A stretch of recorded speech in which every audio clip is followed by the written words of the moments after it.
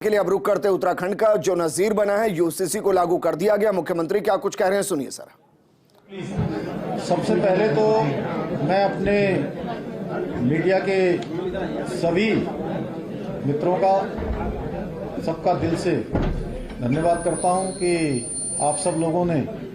लगातार जिस दिन से हम समान नागरिक संहिता कानून को बनाने के लिए जिस दिन हमने संकल्प लिया था, वो संकल्प था, वो दिन संकल्प लेने का दिन था 12 फरवरी 2022 और तब से लेकर आज जब ये विधेयक के रूप में पारित हो गया है, विधेयक बन गया है, आप सब लोगों का, आप सबका बहुत प्रेम, बहुत सहयोग और इसको जन जन तक पहुंचाने का काम उत्तराखंड के अंदर आप सब लोगों के माध्यम से हुआ है। आज का ये दिन उत्तराखंड के लिए बहुत विशेष दिन है। आज देवभूमि के अंदर, देवभूमि की इस विधानसभा ने आज ये विशेष विधेयक, जिसकी लंबे समय से देश के अंदर लगातार लोगों को प्रतीक्षा थी, लगातार जिसकी मांग उठती रही थी, जो बरसों बरसों का इंतजार था, वो देवभूमि उत्तराखंड के अंदर इसकी शुरुआत हुई है और विधानसभा के अंदर आज इसको पारित किया गया है। इसके लिए मैं उत्तराखंड विधानसभा के सभी सदस्यों का, सभी अपने सहयोगियों का धन्यवाद करता हूं और विशेष रूप से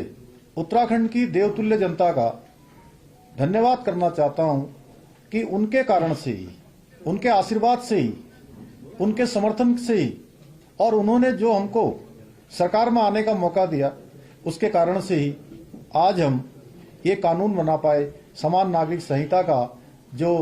एक्ट है, जो विधेयक है, उसको हम पारित कर पाए। इसके साथ साथ मैं हमारे देश के यशस्वी प्रधानमंत्री आदरणीय नरेंद्र मोदी जी का भी धन्यवाद करना चाहता हूं कि उनकी प्रेरणा से, उनके मार्गदर्शन में हमको आज ये विधेयक राज्य की विधानसभा में पारित करने का अवसर मिला और उनके मार्गदर्शन में हमने काम किया। हमको उन्हीं से प्रेरणा मिली। एक भारत श्रेष्ठ भारत का जो उनका संकल्प है, उसी संकल्प को अपनी प्रेरणा मानते हुए हम आगे बढ़े और आज इसको विधेयक के रूप में हम प्रेरित कर पाए। आदरणीय प्रधानमंत्री जी के मार्गदर्शन में उत्तराखंड में समान नागरिक संहिता का जो अवसर है, क्योंकि चुनाव के वक्त आदरणीय प्रधानमंत्री जी भी यहाँ आए थे, उन्होंने भी हमारे, जब हमने इस बात को रखा था, हमारी पार्टी ने रखा था, उन्हीं के मार्गदर्शन में रखा था। यह कानून सबको एक तरह से समानता का कानून है, सबको एक रूपता का कानून है, सबकी एकता का कानून है, सबका समान अधिकार का कानून है। यह, इसके बारे में अलग अलग लोग अलग अलग बातें कर रहे थे, लेकिन सारी बातें आज और कल जो 2 दिन विधानसभा के अंदर चर्चा हुई है, उस चर्चा में बहुत चीजें स्पष्ट हो गई हैं कि ये कानून हम किसी के खिलाफ नहीं लाए हैं, ये कानून किसी के विरुद्ध नहीं है, बल्कि ये उन माताओं, बहनों, बेटियों के लिए जिनके जीवन में कई बार कुरीतियों के कारण से, कई बार असमानताओं के कारण से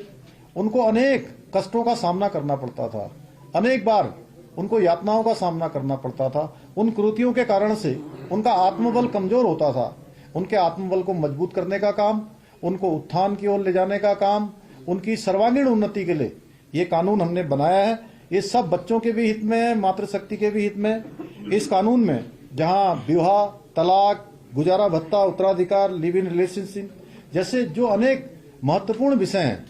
उन सभी विषयों को इस कानून में शामिल किया गया है और लगभग 2 वर्षों के इस कालखंड में, लगभग 12 फरवरी 2022 से हमने जब इसका संकल्प लिया था, उत्तराखंड की देवतुल्य जनता के सामने रखा था, उसके बाद हमने कमेटी का गठन किया था